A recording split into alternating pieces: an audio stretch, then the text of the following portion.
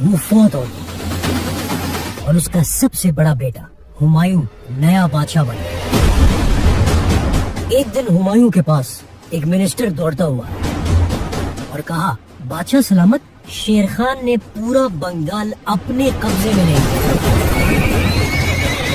ہمایوں نے ایک دم جواب دیا، کون سا شیر خان؟ فرید خان، وہ 2 ٹکی کا پٹھان جسے اپنے ہی باپ نے گھر سے نکال دیا تھا، یہ اب مجھ سے لڑے گا۔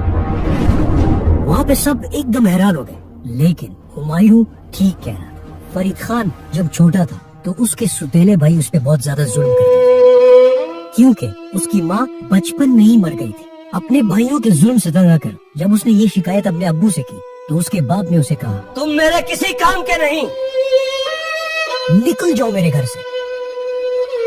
تو وہ 15 سال کی عمر میں گھر چھوڑ کے دور ایک سٹی گیا جو اپنے سکولز کے لیے فیمس تھی۔ وہاں اس نے دن رات پڑھائی اور ڈیفرنٹ لینگویجز اور ہسٹری پڑھنی شروع کی۔